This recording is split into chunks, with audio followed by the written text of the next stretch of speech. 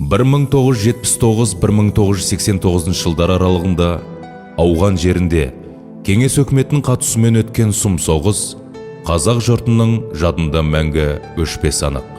Өйткені осы бір қасіретке толы 10 жыл ішінде елімізден 23 мыңнан астам хас батыр Қазақстаннан жат жердегі болып жатқан ұрыс қимылдарына қатысты. Олардың ішінде 985 боздақтың кеудесіндегі отанға деген жүрегін оқ тесіп мәңгілікке тоқтатты.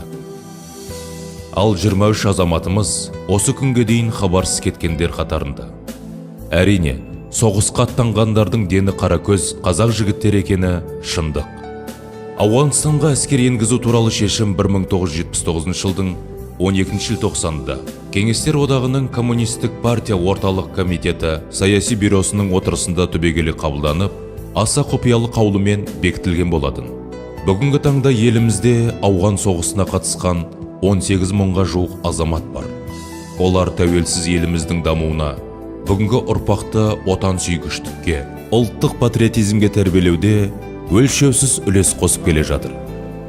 Солардың арасында біздің Сәкен Сейфуллин атындағы Қазақ агротехникалық университетінде қызмет жасайтын азаматтардың да болғанын біз мақтанышпен айта аламыз.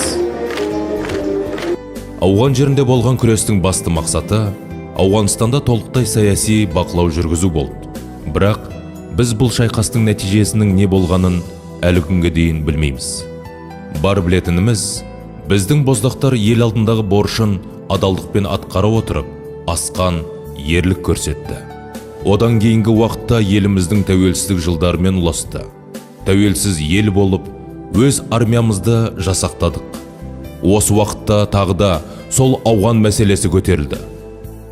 Бұл жолғы мақсат бейбіт елдердің бейбітшілік жолындағы іс-қимылы болды. Көрші Тәжік ауған шекарасында соғыс әлі де болса оты ұшығып тұрды. Осы тұста біздің елдің мыңдаған жастары да ТМД мемлекеттер арасында жасалған халықаралық келісімшарт аясында осы отты нүктеден табылды. Тау халықтарына тыныштық тілеп, іштей қан жұта аққан Пиянш өзені жағасына жетті. Антқа адалдықтарын дәлелдеген намысты қазақстандық жау жүрек жігіттерінің қай-қайсысы болсын, батырға лайық.